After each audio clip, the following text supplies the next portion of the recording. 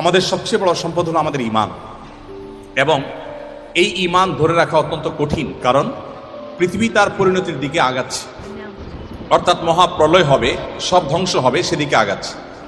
প্রিয় নবী সাল্লাল্লাহু আলাইহি সাল্লাম পৃথিবী ধ্বংস হবে বা সৃষ্টি জগৎ ধ্বংস হবে, নট অনলি পৃথিবী, এই নবমণ্ডল ভূমণ্ডল সব ধ্বংস হয়ে সব শেষ হয়ে যাবে, কোনোটি আর নিজ অবস্থানে থাকবে না, এ সম্পর্কে গোটা কোরআন জুড়ে আল্লাহ তাআলা আলোকপাত করেছেন। শুরুর দিকে আল্লাহ রাব্বুল আলামিন বিধিবিধান সবকিছু বলার পরও শেষের দিকে এসে কোরআনকে আল্লাহ রাব্বুল আলামিন সমাপ্ত করেছেন বেশিরভাগ সূরাগুলোতে কিয়ামত সম্পর্কিত আলোকপাত দ্বারা, অর্থাৎ পৃথিবী তার পরিণতির দিকে যাবে সেটা দিয়ে আল্লাহ সুবহানাহু ওয়া তাআলা ইতি টেনেছেন। আমরা কদিন আগে বাংলাদেশের নোবেল বিজয়ী ডক্টর ইউনূসের একটা সাক্ষাৎকারের একটা অংশ বিশেষ, বোধহয় ডয়চে ভেলের একটা সাক্ষাৎকার, এটা আমরা দেখেছি। যদিও সাক্ষাৎকারটা পরে কোনো কারণে বা কোনো যৌক্তিক অযৌক্তিক যে কারণেই হোক আমরা দেখতে পাই না ওই পেজে, আমি শুনেছি, আপনারা অনেকে হয়তো শুনেছেন। তিনি বলছিলেন যে পৃথিবী তার গন্তব্যের দিকে, ধ্বংসের দিকে এগিয়ে যাচ্ছে, এবং তিনি অন্য পার্সপেক্টিভ থেকে বলেছেন নিশ্চয়ই, কিন্তু আল্লাহ রাব্বুল আলামিন যা বলেছেন সেটি আমাদের সবাইকে উপলব্ধি করতে হবে এবং সেই গন্তব্যে আমাদের যেতে হবে, আমরা যাচ্ছি সেদিকে। পৃথিবী যখন তার গন্তব্যের দিকে বা সৃষ্টি জগৎ যখন তার গন্তব্যের দিকে এগিয়ে যায়, তখন যত বেশি এগিয়ে যাবে ঈমান মানুষের জন্য ধরে রাখা তত কঠিন হবে। আমরা সেরকম একটা সময় পার করছি। আমাদের বাপ দাদারা যারা ছিলেন তাদের ঈমানের যে অবস্থা ছিল, তাদের মধ্যে সততা যে পরিমাণে ছিল, আমাদের মধ্যে সে পরিমাণ নিশ্চয়ই নাই।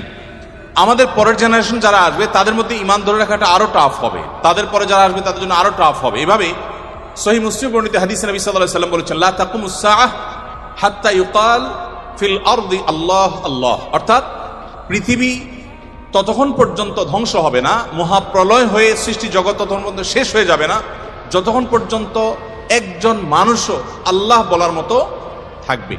তার মানে পৃথিবী থেকে একটা সময় ইমানদার কমতে কমতে, বিশ্বাসী মানুষ কমতে কমতে এমন একটা পর্যায়ে চলে যাবে যেটা জিরোতে চলে যাবে, কোনো বিশ্বাসী মানুষ থাকবে না। তখন এই পৃথিবী বা সৃষ্টি জগতের আর থাকার প্রয়োজন হবে না। আল্লাহ সুবহানাহু ওয়া তাআলা তখন এটাকে ধ্বংস করে পুনরুত্থান তিনি প্রতিষ্ঠা করবেন এবং বিচার দিবস তিনি প্রতিষ্ঠা করবেন। তো পৃথিবী যেহেতু তার পরিণতির দিকে আগাচ্ছে, এই সময়টাতে ঈমান ধরে রাখা অত্যন্ত টাফ এবং সহজ। মুসলমানের সন্তান হিসাবে, বাই চান্স মুসলিম হিসাবে আমরা আমাদের ঈমানের কেয়ার করা, ঈমানের পরিচর্যা করার প্রয়োজনটা আমরা অনুভব করি না। আমি আজকের এই অনুষ্ঠানের মাধ্যমে আপনাদেরকে উদাত্ত আহ্বান রাখতে চাই, আসুন আমাদের ঈমানের যত্ন করি। আমাদের ঈমানটাকে যত্ন করবার জন্য আমাকে কোরআন অধ্যয়ন করতে হবে, আমাকে কোরআন পড়তে হবে, ঈমানের পরিবেশে থাকতে হবে এবং ঈমান কি সেটা বুঝতে হবে।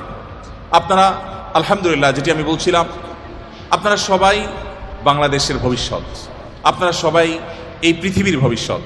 আপনাদের প্রত্যেকের মধ্যে যে সম্ভাবনা লুকিয়ে আছে, সেই জায়গা থেকে আপনারা যদি চেষ্টা করেন ইসলামটাকে জেনে বুঝে অনুসরণ করার মানার, তাহলে সেক্ষেত্রে আমি দৃঢ়ভাবে বিশ্বাস করি যে আপনি ইসলামটাকে এনজয় করবেন। আমি একটি কথা থেকে অন্যদিকে গিয়েছিলাম যে এক ভদ্র মহিলা আমার কাছে এসছেন ইসলাম গ্রহণ করবার জন্য। আমি তাকে জিজ্ঞাসা করলাম, এফিডেভিট সব কমপ্লিট করেছেন এবং আইনি সমস্ত পদক্ষেপগুলো শেষ করেছেন, বললাম যে আপনি ইসলাম কেন গ্রহণ করবেন? যারাই আমার কাছে এই টাইপের আসে আমি জিজ্ঞেস করি, কারণ আমার তো জানা আছে যে বাংলাদেশের আমাদের মানুষের প্র্যাকটিস দেখে তো তার ইসলাম গ্রহণ করার কথা না, আরো ইসলাম থেকে পালানোর কথা। কেন গ্রহণ করেছেন?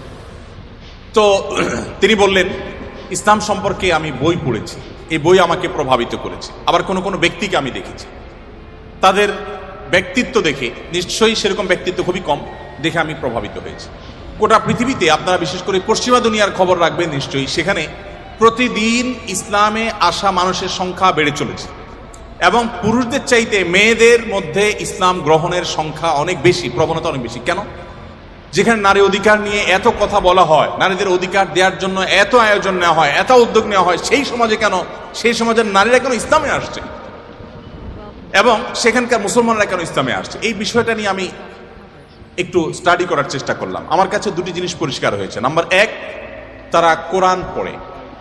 যারাই ইসলামের পথে এসেছে তাদের বেশিরভাগ মানুষ কোরআন পড়ে ইসলামে এসেছে। এবং ওমর রাদিয়াল্লাহু তাআলার কথা আপনারা জানেন, গোটা পৃথিবীর ইতিহাসে প্রবাদ তুল্য শাসকদের একজন, ন্যায় বিচার প্রতিষ্ঠার ক্ষেত্রে দৃষ্টান্ত স্থাপন করা মানুষদের একজন, সে ওমর রাদিয়াল্লাহু তাআলা আনহু। তার ইসলাম গ্রহণের ইতিহাসও আপনারা জানেন। তিনি কিন্তু নবী সাল্লাল্লাহু আলাইহি সাল্লামকে হত্যা করার দায়িত্বে নিয়োজিত হয়ে সে দায়িত্ব পালন করার জন্য যাচ্ছিলেন। পথিমধ্যে তিনি তার বোন ভগ্নিপতির কণ্ঠের তেলাওয়াত শুনেছেন। এই ঘটনা বিভিন্ন ভাবে বর্ণিত হয়েছে, আপনারা জানেন। সেই তেলাওয়াত তাকে এতটা প্রভাবিত করেছে যে তিনি হত্যার পরিবর্তে বরং মুহাম্মদ সাল্লাল্লাহু আলাইহি সাল্লামের কাছে হাত দিয়ে তার হাতে ইসলাম গ্রহণ করেছেন। তার মানে কোরআন সামান্য একটু শোনার পর তার ভিতরে এরকম প্রভাব পড়েছে। আপনাদেরকে আরেকটা গল্প শোনাতে চাই। তুফাইল ইবনে আমর আদ-দুসি একজন বড় মাপের কবি ছিলেন ইয়েমেনের। শুধু বড় মাপের নয়, আমরা জাতীয় কবি বলে তখনকার জাতীয় কবির কালচারই ভাবে ছিল না। যদি থাকতো হয়তো তিনি ইয়েমেনের জাতীয় কবি থাকতেন তখনকার। তুফাইল ইবনে আমর আদ-দুসি, দুস ওনার গোত্রের নাম। উনি যেহেতু বড় সাহিত্যিক এবং কবি ছিলেন এবং সেই সময়ে কবি সাহিত্যিকদের অনেক কদর ছিল।